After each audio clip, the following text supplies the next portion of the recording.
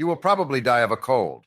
Nothing can stop scientists from stamp collecting viruses to pad their resumes. By Curtis Yarvin at graymirror.substack.com, January 17th, 2024, narrated by an artificial intelligence based on the voice of Charlton Heston, produced by Parker Banks.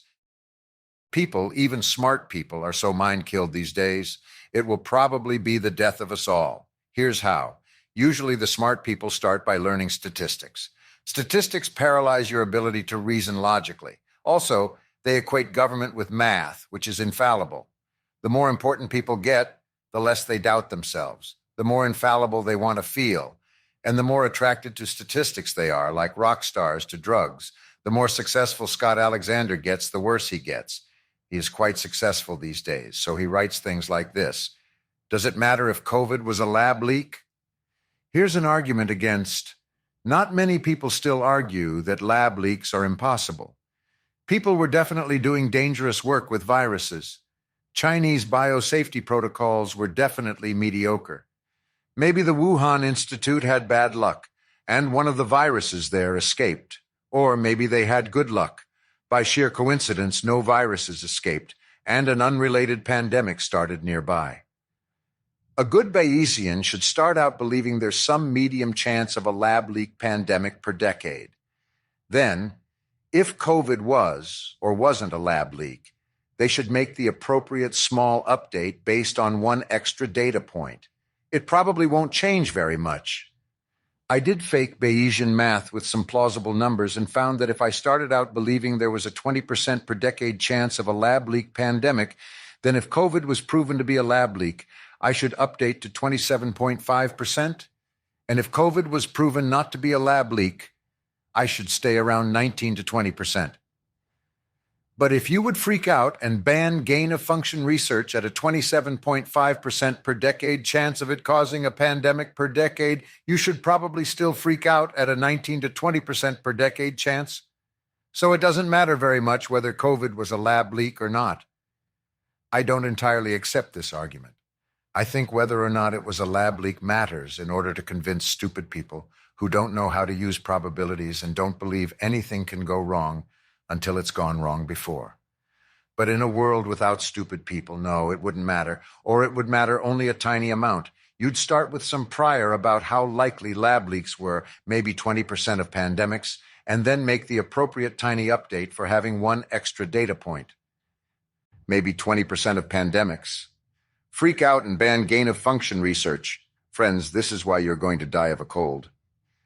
Meanwhile, in China last week, we previously reported that the early passage GXP2V isolate was actually a cell culture-adapted mutant named GXP2V, short 3-UTR, which possesses a 104 nucleotide deletion at the 3-UTR. In this study, we cloned this mutant, considering the propensity of coronaviruses to undergo rapid adaptive mutation in cell culture, and assessed its pathogenicity in HACE2, humanized mice. We found that the GXP2V, short 3-UTR clone can infect HACE2 mice with high viral loads detected in both lung and brain tissues. This infection resulted in 100% mortality in the HACE2 mice. We surmise that the cause of death may be linked to the occurrence of late brain infection.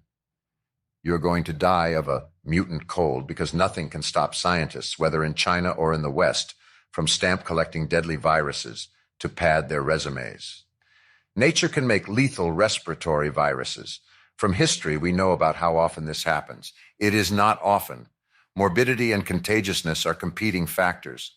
As we saw when we saw COVID evolve into just another cold, viruses hate to be deadly. But in a well-equipped virology lab, it is pretty easy to torture them into being deadly. And a murder, to those of us not besotted with statistics, is a totally different thing from an accident. It is easy to merge the death columns in your spreadsheet. It is always the way to hide a homicide. Homicide always wants to hide. Scott is helping it. COVID was not murder per se. Murder requires intent. No one was trying to kill millions of people. It was criminally negligent homicide, manslaughter. Still a felony, I'm afraid. Negligence is any activity whose obvious cost-benefit ratio is so high that it can only be seen as a crime, like drunk driving. COVID was a predictable disaster from criminally risky behavior. COVID was your government, the best and the brightest, tossing back a 12-pack of Mickey's Big Mouth and then trying to take a 25-mile-per-hour exit ramp at 75, with you and everyone you love in the back seat. It's learned nothing and is still doing it. First of all, it is not debatable that COVID was a lab leak. It is proven beyond reasonable doubt. There is no evidence for any prior zoonotic epidemic. There is no way a bat virus with an unprecedented furin cleavage site appears 1,000 miles from bat country next to a lab which was considering making bat viruses with furin cleavage sites. If this was a coincidence, everyone involved would give themselves anal MRIs on live global TV to prove it. Instead, they are doing the usual cover-up stuff, successfully. Anyone saying that COVID might have been a lab leak is not saying this because he has an actual reasonable doubt. He is saying it because his testicles are the size of raisins, and because he knows at a certain deep subconscious level that when he says COVID was a lab leak, he is calling for a revolution. Chernobyl did a lot to help the USSR fall.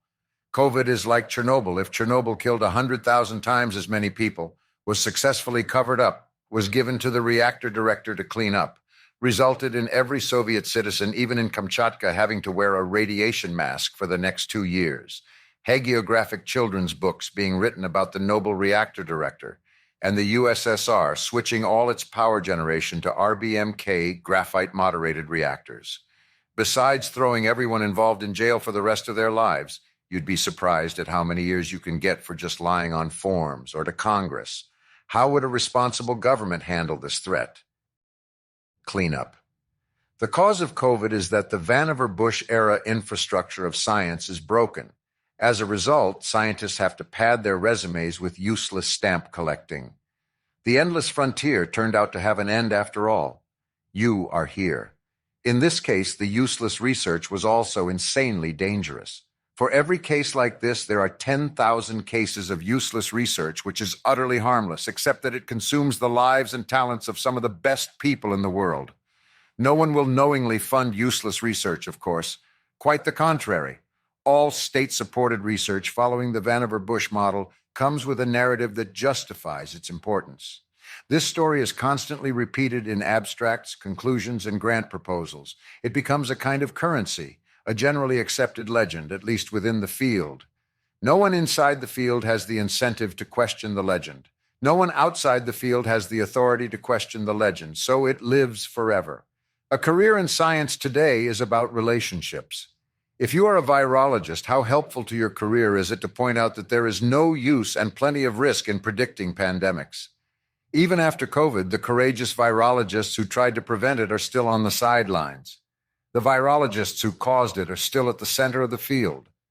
To protect science from politics, it is only more important that the legend is true. Not that any politicians have suggested that politicians should be in charge of virology. What? How would that be possible? What would it even mean? Would they be deciding what to research on the basis of Facebook memes, Fox News, or Goji Berry ads? This research and its successful cover-up, abetted by Scott Alexander's reasonable doubts, will continue because no one, here or in China, has the power to stop it. In fact, we cannot even imagine anyone having the power to stop it. China may be a dictatorship, but that doesn't mean I like it. While a dictatorship, it is also a bureaucracy. Power flows in many incorrect directions, from the bottom up or the outside in. Why is Xi Jinping playing around with mutant coronaviruses? Because Chinese science is both a colonial endeavor, this research program was an American one, and a bureaucratic rat race. Bad as citation farming and paper milling is here, it is 10 times as bad in China. Even in China, no one has both the confidence and the power to say that cultivating deadly viruses is negligent government on a megascale. A world in which this question can be asked and the answer judged and acted on is a country with a system of government which does not presently exist in the world. This is why you will die of a cold. Defense. Other than accurately perceiving cost-benefit ratios and leaving the bat viruses in the bat cave, what is the best defense against this existential risk? It seems slightly more pertinent than the risk that AI bullshit generators will take over the world. The biggest problem is that where manslaughter is possible, murder is also possible. There is enough of an intersection between people who can synthesize DNA and people who feel, for whatever reason, that billions must die.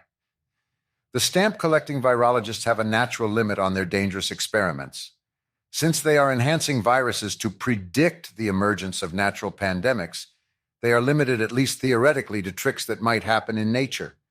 An 8-base furin cleavage site in a sarbecovirus family in which it has never been seen? Sure.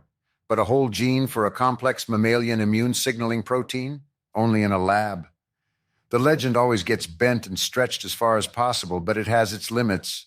You would never get the grant approved. An actual terrorist, however, has no such limit.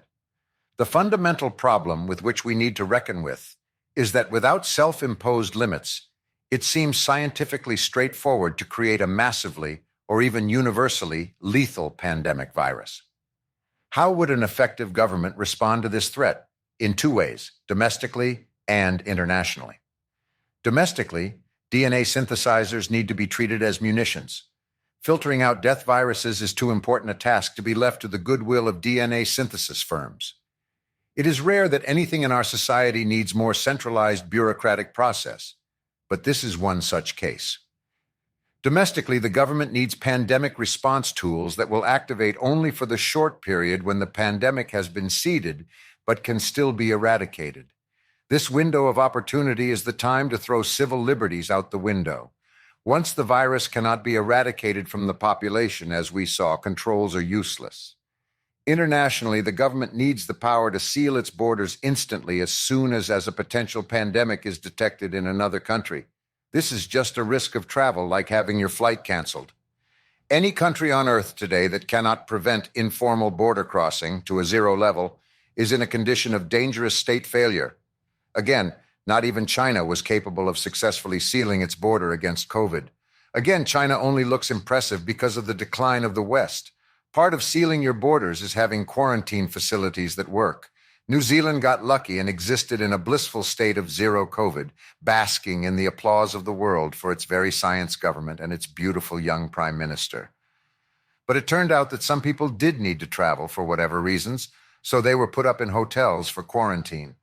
Someone coming in infected someone leaving. The virus got out. So much for following the science. Sad.